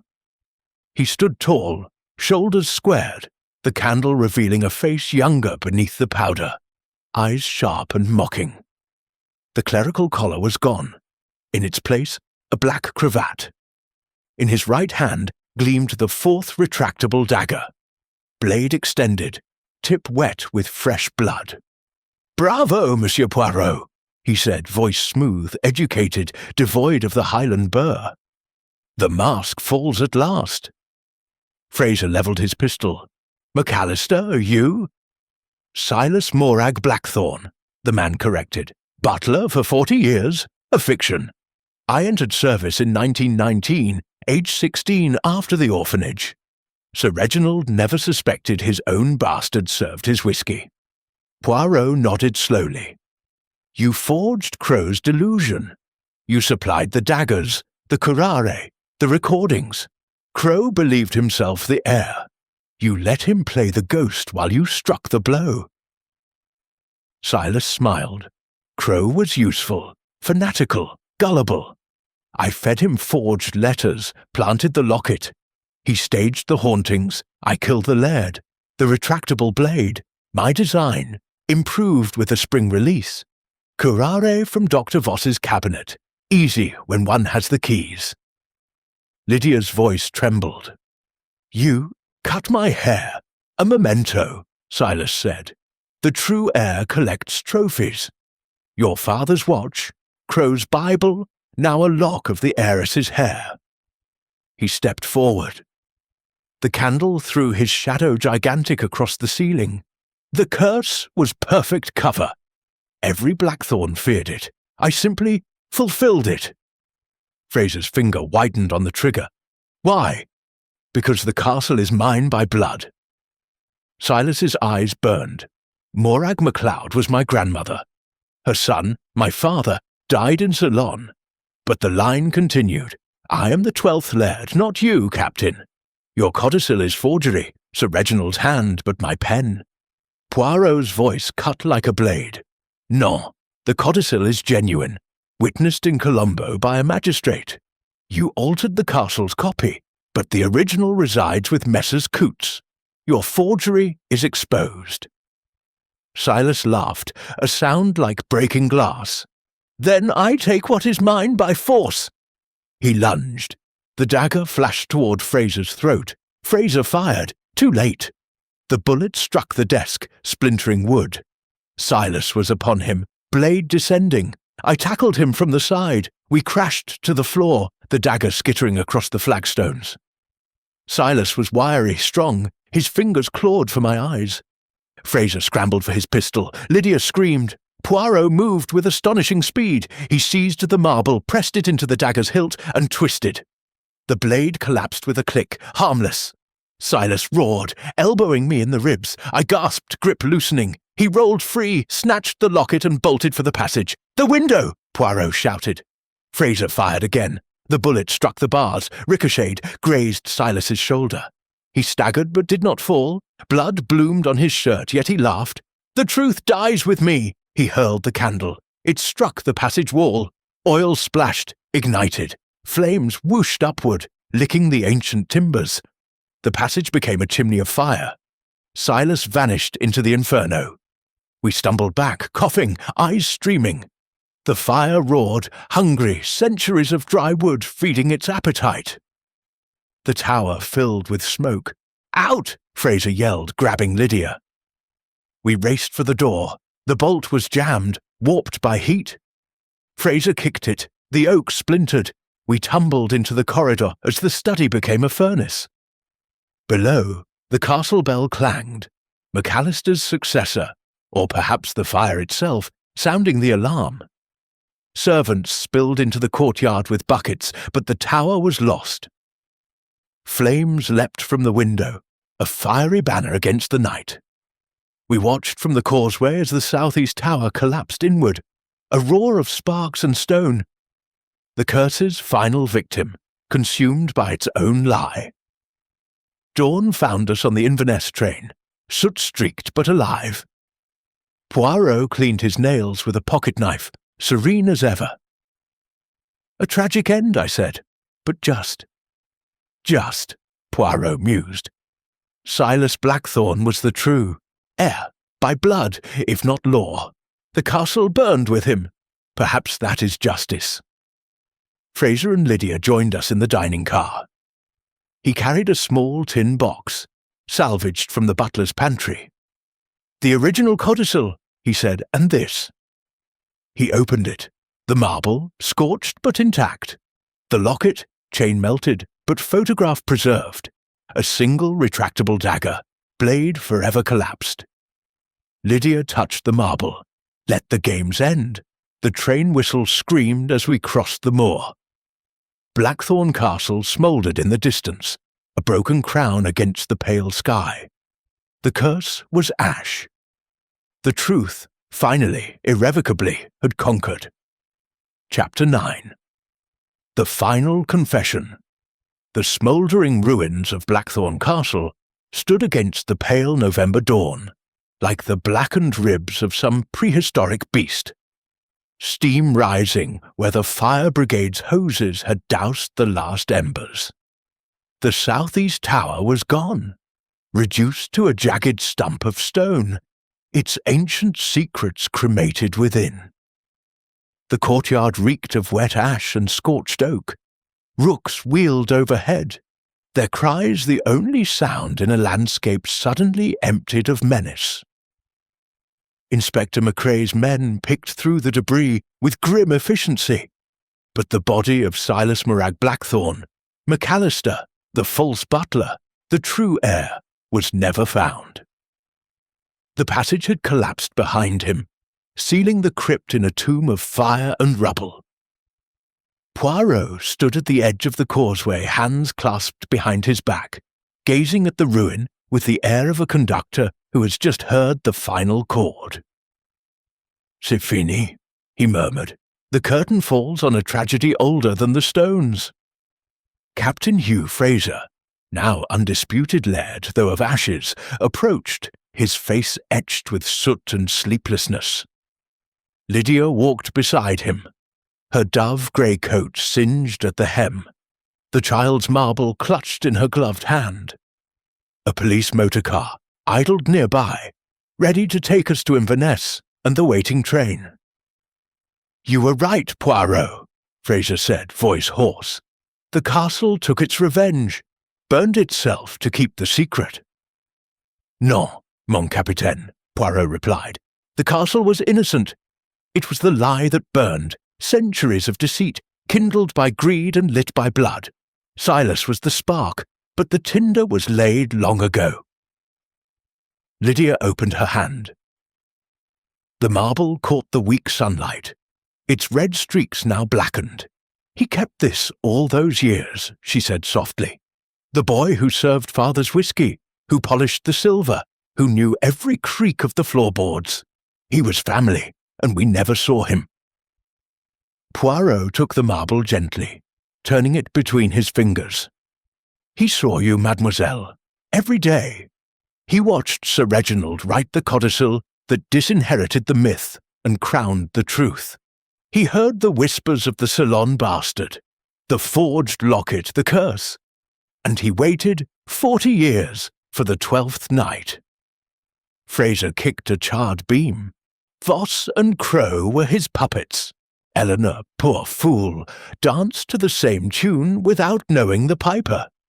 Précisément. Poirot pocketed the marble, but the confession, the final piece, remains. He produced a small fireproof tin from his coat, the one Fraser had salvaged from the butler's pantry. Inside, wrapped in oilskin, lay a single sheet of paper, edges singed but legible. Silas's handwriting, neat and clerical. I, Silas Morag Blackthorne, true son of Morag MacLeod's line, confess the curse was a lie, but the blood was real. My father died in Ceylon, 1892.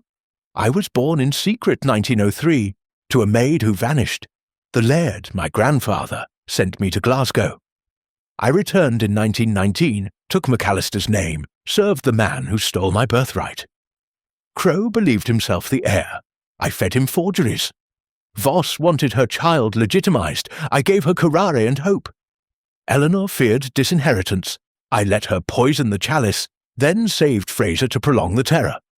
The daggers were mine, designed in the trenches 1916. The recordings, my voice, slowed on a gramophone. The blood pigs, from the kitchens. The ghost, mirrors, wire, phosphorus. I killed Sir Reginald at 11:57, not midnight. The clock was set fast, the scream my own recorded in the passage. The bolt, wire through the pinhole, the body. I hid in the crypt, planned resurrection for Christmas Eve. But Poirot saw.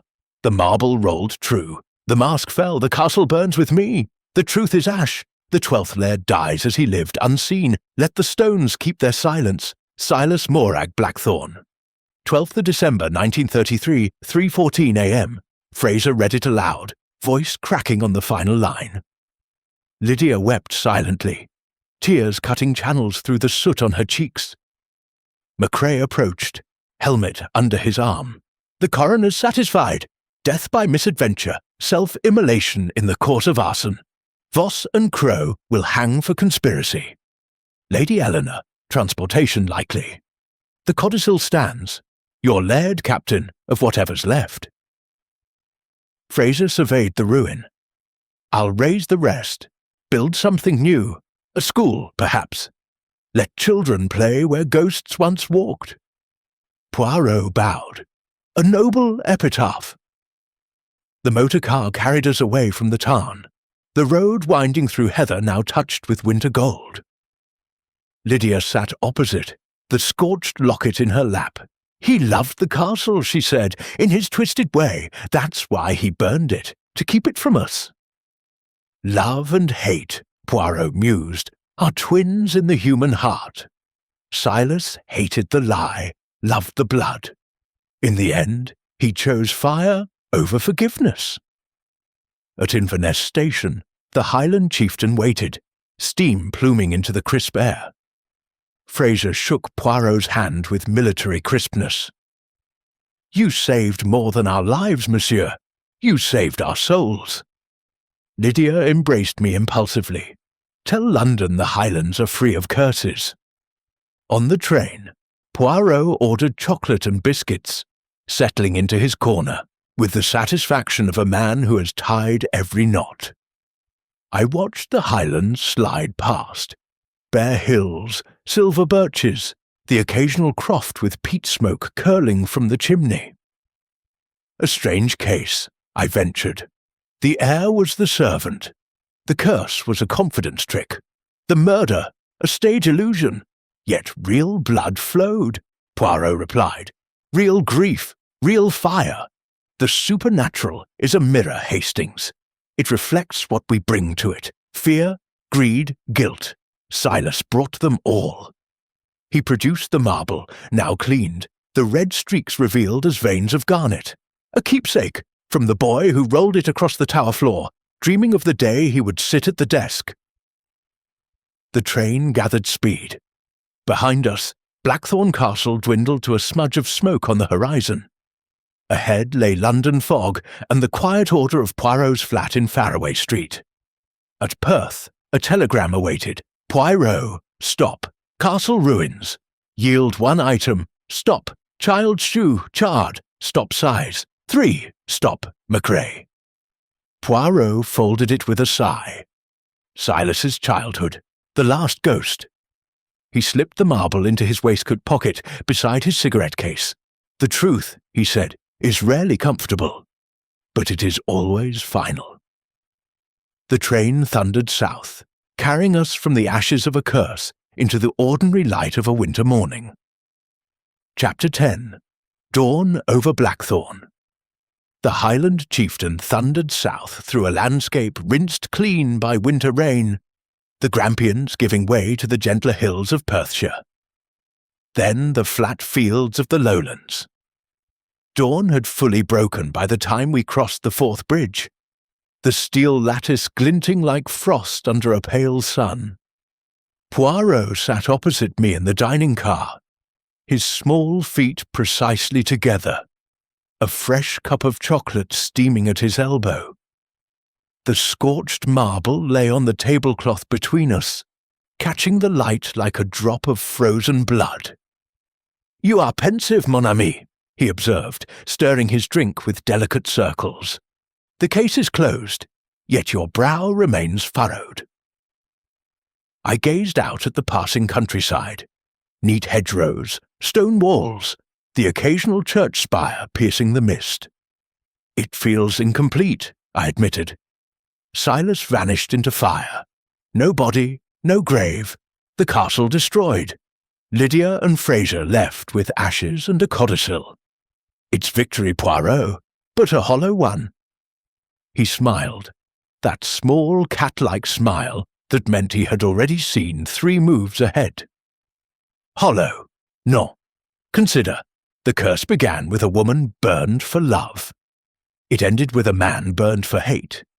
The circle closes. The truth, Veritas, has conquered, even if the battlefield is scorched earth."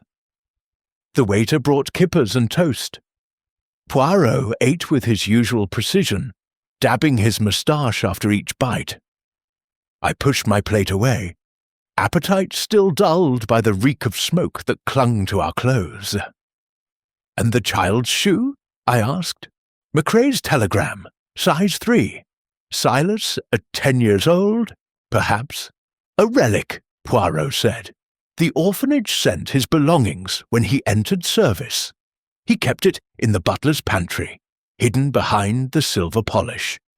A reminder of the boy who polished boots while dreaming of the laird's chair." He produced the confession tin, now sealed with wax. "This goes to Messrs. Coutts. The original codicil is filed there. Fraser will rebuild, not the castle, but a legacy. A school," he said. "Children laughing where ghosts once moaned. Voila! The ultimate exorcism." The train slowed for Edinburgh. Passengers boarded, businessmen with briefcases, a clergyman clutching a Bible, a mother with 2 small girls in tartan coats.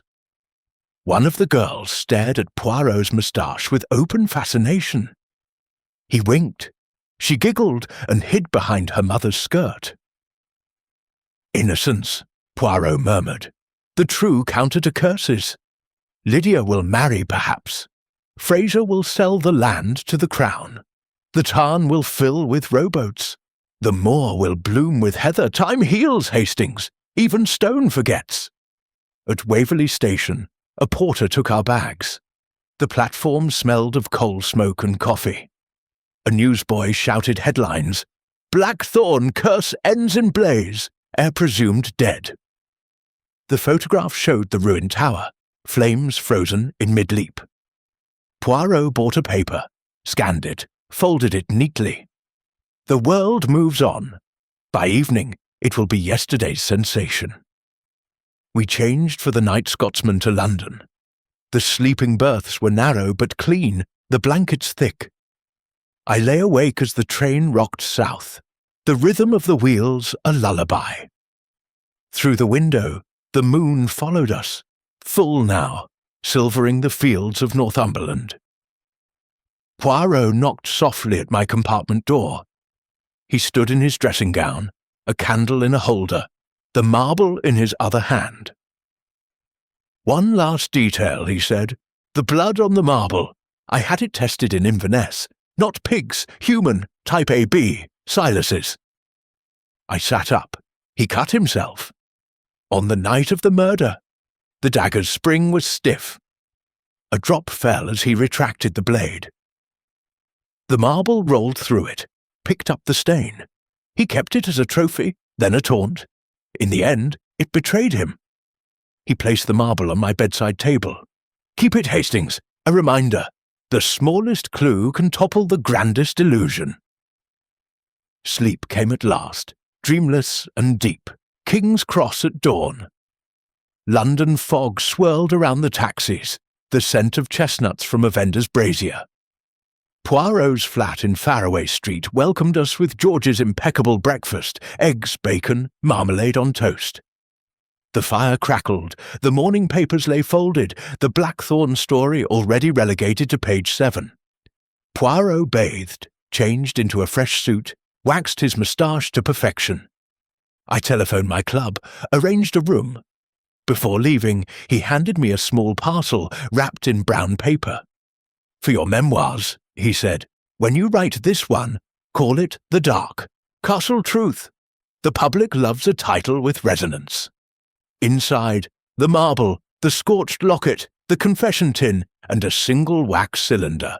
The banshee wail, now silent forever. "And you?" I asked. "I have a new case, a duchess and a diamond necklace. Très chic." He twirled his cane. "But first, lunch at the Savoy. One must celebrate the defeat of superstition with oysters and champagne." Weeks later, a letter arrived from Fraser. "Blackthorn School for Orphans opened spring 1935. Lydia engaged to a doctor from Inverness. The tarn is stocked with trout. The moor blooms. Thank you, Poirot. The truth conquered, and we are free." I visited the site the following summer. The castle was gone. Only foundation stones remained, grass already creeping over them. In their place stood a modern building of red brick and large windows, children's laughter echoing from the playground. A plaque above the door read, "In memory of truth, Veritas Vincit, founded by Captain H.R. Fraser, 1935. Lydia greeted me in the garden, radiant in a simple frock, a toddler on her hip. "Hugh's idea," she said. "No more secrets, no more curses, just children learning to read." Fraser joined us, sunburnt from overseeing construction. "The marble," he said. "We set it in the cornerstone. Let it roll true for the next generation." I never saw Poirot again that summer. He was in Deauville, then Budapest, then Cairo. But in October, a parcel arrived at my club. A tin of his favourite tisane, and a note in his neat handwriting. "The world is full of dark castles, mon ami. But dawn always comes. Keep the marble polished." I keep it still, on my desk beside the typewriter. Sometimes, in the quiet of evening, I roll it between my fingers. The red streaks catch the lamplight, and for a moment I hear the wind over the highlands, the crackle of burning timber, the laughter of children where ghosts once walked. The curse is ash. The truth endures. The game is over.